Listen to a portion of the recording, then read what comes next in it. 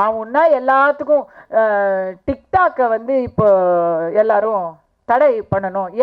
ஏன்னா டிக்டாக்கில் வந்து தவறான பாதைக்கு இட்டு செல்கிறது, ரொம்ப ரொம்ப தவறான செயல்களுக்கு அது வந்து காரணமாக இருக்கிறது. எனக்கு பயமாக இருக்குது. முதல்ல சினிமாவை பற்றி இப்படி தான் சொல்லிக்கிட்டு இருந்தாங்க. இந்த சினிமா இருக்கிறதுனால இதுதானே எல்லாரும் கெட்டு குட்டிச்சவராக போகிறாங்க. என்னுடைய ஒரே ஒரு சந்தேகம், நம்ம எல்லாருமே சினிமாவில் இருக்கிறவங்க தான், அதனால நான் கேட்குறேன், யார் இப்போ உங்கள் கையை பிடிச்சி இழுத்து வந்து மக்களை சொல்கிறேன், இந்த படத்துக்கு கண்டிப்பாக கையை பிடிச்சி இழுத்துட்டு வந்து உட்காத்தி வச்சு சினிமா பாருங்கன்னு சொல்லுவோம். ரொம்ப அருமையான படம், பொறுப்பான படம், வெற்றி பெற வேண்டிய படம். பட் பொதுவாக உங்களுக்கு ஒரு சினிமாவை பார்த்து தான் நீங்கள் கெட்டு போக போகிறீங்க அப்படின்னு சொன்னால், அந்த சினிமாவை நீங்கள் பாருங்க அப்படின்னு உங்களை யார் சொன்னா? பார்க்காதீங்க. எங்கேயாச்சும் யாராச்சும் சமூகத்தில் இருக்கிற சீரழிவுக்கெல்லாம் காரணம் சினிமா நடிகைகள் தான், இதுக்கெல்லாம் காரணம்னு பட்டினத்தார் மாதிரி பெண்கள் தான் மனித குலத்தின் எல்லா சீரழிவுக்கும் காரணம்னு சொல்ற நவீன பட்டினத்தார்களா இருக்கிறாங்களே, யாராச்சும் அரசே நடத்துற மதுக்கடைகளை தடை செய்யணும்னு சொல்றீங்களா? எத்தனை குடும்பங்கள் குடியால அழியுது, கண்ணெதிர தெரியுது. குடியை யாராவது நல்ல பழக்கம்னு மதுவை யாராவது நல்ல பழக்கம்னு சொல்றோமா? யாராச்சும் நல்ல பழக்கம்னு சொல்றோமா? மிதமான அளவில் குடிச்சா அது வந்து ஓகே, நான் எப்பவுமே ஸ்டெடியா இருப்பேன், அது ஒரு ஜாலிக்கு தானே அப்படின்னு இங்க இருக்கிற யாருமே வந்து இங்க யாருங்க இங்க டீ டோட்டலர் யாருங்க கை தூக்குங்க. ஓகே, 4 கை. மற்றபடிக்கு எல்லாரும் அப்ப பெருவாரியான மக்கள் செஞ்சிட்டா யாரும் அதை பத்தி பேச மாட்டோம், அப்படித்தானே? டிக்டாக் தான் அடுத்தது. இப்போ வந்து நாங்கள் வந்து எப்படின்னா இந்தியாவில் பொர்னாகிராஃபி சைட்டு 800 சைட்டு தடை செஞ்சப்போ கருத்து சுதந்திரம் அப்படிங்கிறதுக்காக அதுக்கு போய் நாங்கள் வந்து சண்டை போடுவோமா, ஆனால் டிக்டாக்கை தடை பண்ணுவோமா? ஏன்னா அந்த 800 சைட்ஸில் சன்னிலியானும் பேர் தெரியாத வெள்ளைக்காரங்களும் நடிக்கிறாங்க. நமக்கு தெரிஞ்சவங்க யாரும் அதை அவங்க ஃபோனில் பயன்படுத்தலை. அதனால் அது ஓகே. பக்கத்து வீட்டுக்காரன் வீட்டில் நடக்கிறத நாங்கள் ஓட்ட போட்டு பார்த்தா அது ஓகே.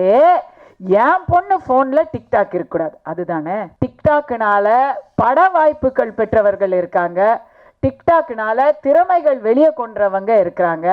ஐயா, டிக்டாக்னால கணித பாடத்தை அழகா கற்றுக் கொடுக்குற ஆசிரியர் பெருமக்கள் கூட இருக்காங்க. அதெல்லாம் இங்கே யாராச்சும் பார்த்தோமா? ஆஹா. மதுரை கோர்ட்ல என்ன பார்த்தோமோ அதை தான் நாமளும் பார்த்தோம். இவ்வளவையே கஸ்தூரிய 400 அரசியல் பேட்டி கொடுத்துருக்கு. நாட்டுக்கு தேவையான எத்தனையோ விஷயங்களை சேலையிலையும் சல்வார் கமீஸ்லையும் வீதி வீதியா கத்தி உறக்க பேட்டி கொடுத்துருக்கு. அதை இங்க யாராவது வாட்ஸ்அப்ல ஃபார்வர்ட் பண்ணீங்களா? இல்ல. ஒரே ஒரு நீல குட்ட பாவாடையில எனக்கு தெரியாம ஒருத்தன் ஜெய்சங்கர் படம் மாதிரி ஆங்கிள் வச்சு எடுத்துட்டான். அதுதானே எல்லாரும் வாட்ஸ்அப்ல ஃபார்வர்ட் பண்ணீங்க. அப்ப மக்களுடைய இந்த பாசாங்க நிறுத்த வேண்டிய கட்டம் வந்துருச்சு. சில உண்மைகள் ஏற்றுக்கொள்ள கசக்கத்தான் செய்யும். நீங்க என்ன நினைச்சீங்க? இன்னைக்கு தமிழ்நாடே அப்படிதான் ட்ரெண்டிங் தெரியுமா? முதலாளிகளே விளம்பரத்திலையும் படத்திலையும் நடிக்கிறது தான் இன்னைக்கு ட்ரெண்டிங். நமக்கெல்லாம் எந்த பண்டிகை வருமோன்னு அப்பப்போ ஒரு எதிர்பார்ப்பா இல்ல ஒரு ஒரு அன்பு கலந்த மரியாதை கலந்த பயமா அப்படின்னு சொல்ல தெரியல. ஒரு இனம் தெரியாத ஒரு எதிர்பார்ப்பு. எங்க வருஷ பருப்பு வந்துருச்சு அப்படின்னு நினைச்சிட்டே இருக்கோம். அதுக்கு நம்மளுக்கு ஏமாற்றம் கொடுக்காம சில அருமையான விஷுவல்ஸ் எல்லாம் வந்து நம்ம தொலைக்காட்சியை நிரப்பிடுது. அப்படி நம்ம கிட்ட 50 ரூபாய் இருந்தால் நம்ம போய் அழகாக ஃபோட்டோ எடுத்துக்குவோம். 100 கோடி இருந்தால் நம்ம வந்து விளம்பரம் எடுத்துக்குவோம். இதுக்கு நடுவால இருந்தால் நம்ம வந்து ஒரு படம் தயாரிப்போம். அப்படிதான். அது வந்து ஒரு தவறு கிடையாது. பொதுவாங்க ட்ரூத் இஸ் ஸ்ட்ரேஞ்சர் தென் ஃபிக்ஷன்னு சொல்லுவாங்க. நம்ம கனவுலையும் நினைக்காதது சினிமாவா எடுக்கணும்னு நம்ம நினைக்கவே மாட்டோம். கற்பனையிலையும் நினைக்காததெல்லாம் இன்னைக்கு நாட்டில் நடந்துக்கிட்டு இருக்கு. இந்த படத்தை எடுக்கும் பொழுது சலங்கைதுரை அவர்கள் எனக்கு ஒரு கதை சொன்னார். அந்த கதையில் காதல் வலையில சிக்க வச்சு அந்த பெண்களை சீரழிக்கக்கூடிய ஒரு கதாபாத்திரம். அந்த போக்கில் தான் நான் எதை சொல்கிறது எதை சொல்லக்கூடாதுன்னு வேற ஜாகிரதையாக பேச வேண்டியிருக்கு. ஒரு அந்த கதாபாத்திரம் வந்து இந்த படத்தில் ஒரு முக்கியமான ஒரு திருப்பு முனை. மர்டரே கூட அது சம்மந்தப்பட்ட ஒரு விஷயம்தான். இதை வந்து எனக்கு இவர் யோசித்து சொல்லும் பொழுது ஆல்மோஸ்ட் 6 months ஆயிடுச்சு. இப்போ நம்ம ஆல்மோஸ்ட் ஃபினிஷிங் ஸ்டேஜஸ், இறுதிக்கட்ட படப்பிடிப்பில் இருக்கோம். அப்போ யோசித்த விஷயத்த 1 மாதம் முன்னாடி அதை விட கொடூரமான ஒரு விஷயத்த நம்ம வந்து உண்மையாகவே சந்திக்கிறோம் தமிழ்நாட்டில். ஆசை வார்த்தை காட்டி வலையில விழ வச்சு அவங்கள வந்து விதவிதமாக வீடியோக்களும் ஃபோட்டோக்களும் எடுக்கிறது அப்படிங்கிற அந்த மேட்டர். இப்போ இந்த படம் வந்து இப்போ நாங்கள் முடித்து எடிட்டிங் முடித்து எல்லா போஸ்ட் ப்ரொடக்ஷன்லாம் பண்ணி விளம்பரம்லாம் பண்ணி வெளியே வரும் பொழுது பொள்ளாச்சி மேட்டர் தான் எடுத்திருக்காங்க அப்படின்னு சொல்லிடுவாங்க. எவ்வளோ ஒரு தீர்க்க தரிசி பாருங்கள் சார். ரியலி ஒரு மேட்டர் நாங்கள் ரொம்ப ரொம்ப ஹெவியாக இருக்கும், அழுத்தமாக இருக்கும், பார்க்குற ஆடியன்ஸ்க்கு வந்து அது அறையும் ஒரு அதிர்ச்சிகரமான ஒரு சம்பவமாக இருக்கும் அப்படின்னு நினச்சி நாங்கள் எடுத்தால் அதை விட அதிர்ச்சிகரமான சம்பவம் வந்து நாட்டில் நடக்குது. சினிமா நாட்டு நடப்புக்கு பொறுப்பா இல்லை நாட்டு நடப்புக்கு சினிமா பொறுப்பு? நாட்டு நடப்பு சினிமாவுக்கு ஆதாரமாக அமையுதா அப்படின்னு சொன்னால் இதுக்கான பதிலை நான் எங்கே போய் தேடுறது? சமூக வலைதளங்களாலையும் சமூக பகிர்தல்களாலையும் வாட்ஸ்அப்பில் பகிர்றதுனால, ஃபேக் நியூஸ் பகிர்றதுனால பல இடங்களில் வந்து அப்பாவிகளோட உயிரே போயிடுது. இதையெல்லாம் நம்ம பேன் பண்ணணும் அப்படின்னு ஆரம்பித்தாங்க. நல்ல காலம். அதுக்கு அடுத்த ஸ்டெப்புக்கு யாரும் யோசிக்கலை. படுக்கை இருக்கிறதுனால தானே படுக்கை அறை காட்சிகளே அரங்கேறுது. அப்போ படுக்கையெல்லாம் பேன் பண்ணிடலாம். ஆணும் பெண்ணும் இருக்கிறதுனால தானே ஆண் பெண்ணுக்கு நடுவில் ஏதாவது நடந்துருது. அப்போ ஆணையும் பெண்ணையுமே வந்து சட்ட விரோதம் அப்படின்னு அறிவிச்சிடலாம். ஃபோன் இருக்கிறதுனால தானே நீங்கள் பார்க்குறீங்க, அப்போ ஃபோனே பேசக்கூடாது. இப்படி ஒவ்வொன்றா ஆரம்பித்தா கடைசியில் எங்கே தெரியுமா போய் இந்த பைத்தியக்காரத்தனம் முடியும்? சட்டம் இருக்கிறதுனால தானே சட்ட மீறல் நடக்குது. அப்போ சட்டத்தை எல்லாம் ஒழிச்சிடலாம், தப்பே இருக்காதுங்கிறதுல வந்து நிற்கும்.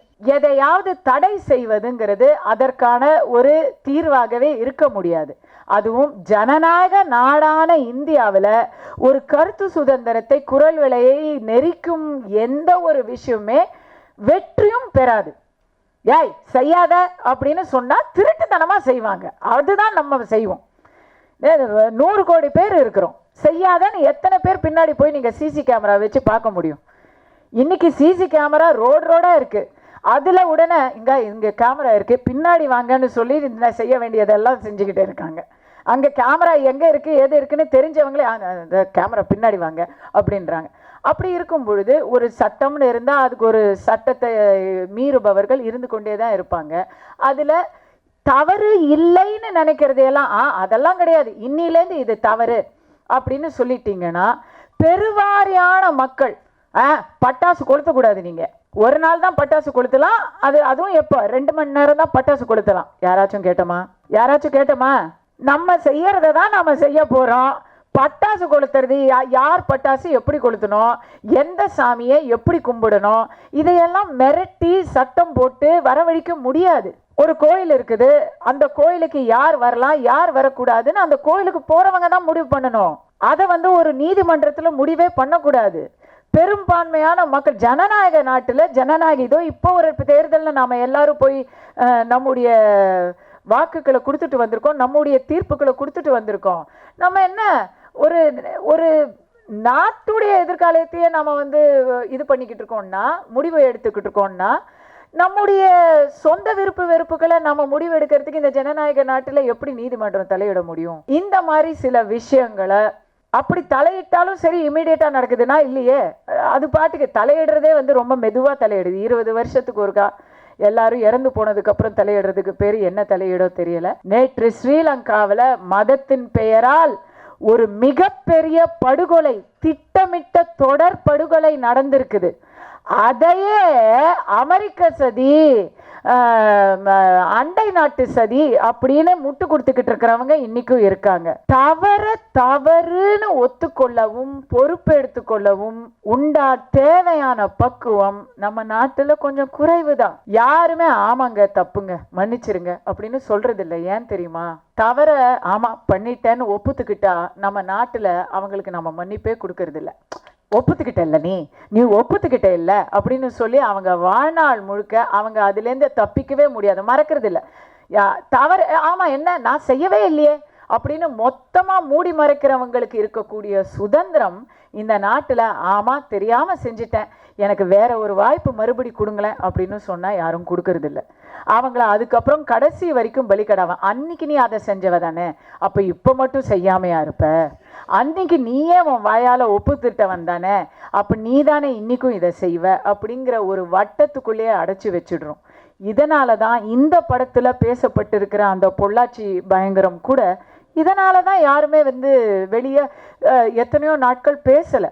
ஏன்னா பாதிக்கப்பட்ட பெண்கள்ல யாராச்சும் ஒருத்தி முதல்லயே சொல்லியிருந்தா, முதல்ல பாதிக்கப்பட்ட பெண்ணோ ரெண்டாவதா பாதிக்கப்பட்ட பெண்ணோ முதல்லயே வெளியே சொல்லியிருந்தா நம்ம உஷாரா இருந்திருப்போம் இல்ல? மற்ற 200 பெண்களுடைய வாழ்க்கையில ஏதோ ஒரு அளவு பாதுகாப்பா இருந்திருப்பாங்கல்ல.